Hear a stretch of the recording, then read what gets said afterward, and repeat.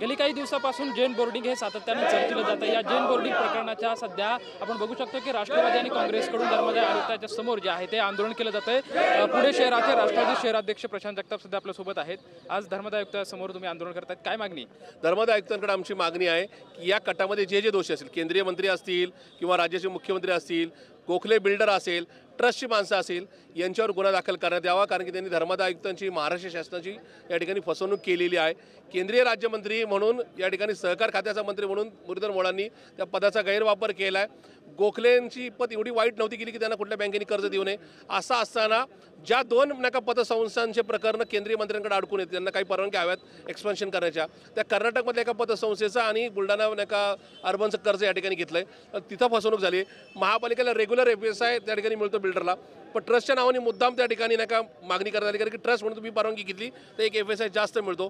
त्याच्यामुळे या सगळ्या प्रकरणात मेन कल्प्रिट मुरलीधरजी मोहोळ आहेत, किंवा मुरलीधर मोहोळांबरोबर देवेंद्र फडणवीस आहेत। कारण की देवेंद्र फडणवीसांच्या मामे भावानी ही धर्मादाय आयुक्त मुंबई या राज्याचे प्रमुख म्हणून त्यांनी परवानगी दिली।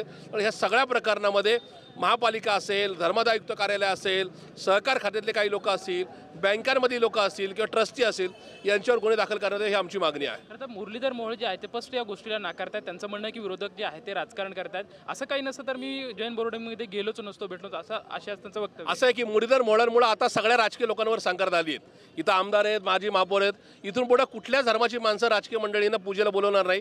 महावीर जयंतीला ज्या जैन समाजाने प्रेमाने मुरलीधर मोहोळांना बोलवलं, त्यांची त्या मंदिरावर आणि जागेवर डोळा गेला आणि त्यांनी गोखलेंना बोलून तिथंच व्यवहार मार्गी लावला। काल गोखलेंनी रात्री जो मेल केलाय मुरलीधर मोहोळांना, एक प्रकारे गोखलेंनी शिक्कामोर्तब केलं। जर गोखलेंना डील कॅन्सल करायचं होतं आणि मुरलीधर मोहोळ याच्यात जर सूत्रधार नव्हते तर त्यांनी मुरलीधर मोहोळांना मेल करण्याचं काही कारण नव्हतं।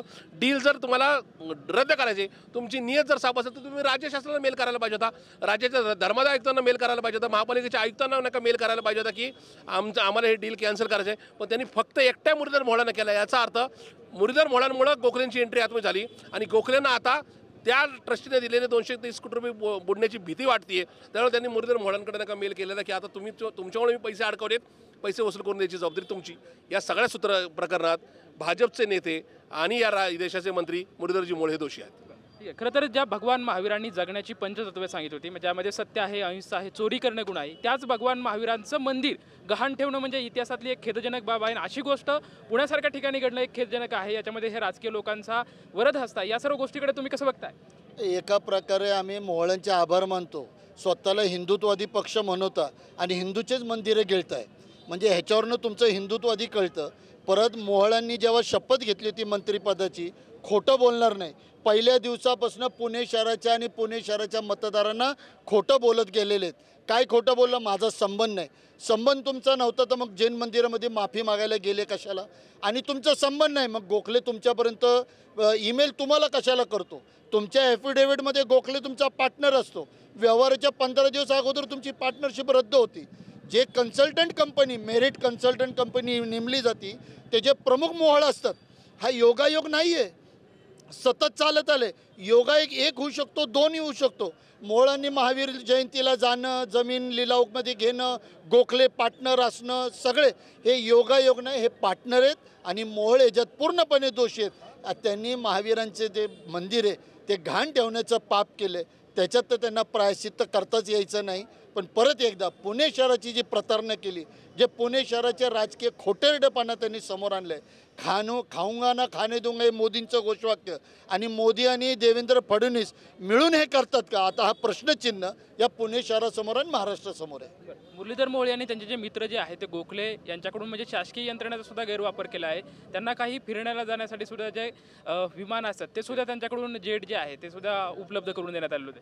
पलोपली त्यांनी त्याच्या मंत्रिपदाचा गैरवापर केला आहे। मग ते बँकेमध्ये सहकारी खाते असताना त्यांना 24 तासामध्ये लोन पास करण्याचा असू, चॅरिटी कमिशनरकडनं 15 दिवसामध्ये NOCचा विषय असू, किंवा कॉर्पोरेशनमधनं त्यांना प्लॅन पास करण्याचा असू, आणि परत ते एव्हिएशन मिनिस्टर असल्यामुळं जे 200 कोटीचं नुकसान त्यांच्या बिल्डर गोखलेसाठी केलं, ह्यासाठी सुद्धा ते दोषी आहेत। म्हणजे किती त्यांचे दोष आता पाडा। माझं एक आव्हान आहे, जसे एखादा गुन्हेगार पकडल्यावर पोलिस म्हणतात ह्याच्या विरुद्ध काही गुन्हे आहेत का, तसं पोलिसांनी आव्हान करावं देवेंद्र फडणवीस आवाहन करो की ह्याच्या विरोधात काय तुम्हाला 100 जागा हडपल्याचे केसेस मोहळांच्या विरोधात दिसतील आणि तुम्हाला ते करणं भाग आहे. अन्यथा पुणे शहरामध्ये आणि महाराष्ट्रामध्ये तुम्ही जमीन हडप करणारे भस्मासुरात हे आता सिद्ध झाले.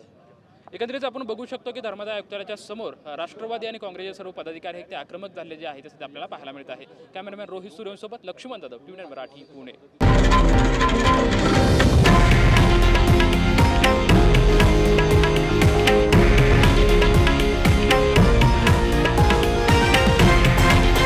हे आहे देशातील नंबर 1 न्यूज नेटवर्क आणि आपण पाहत आहात TV9 मराठी, एकमेव.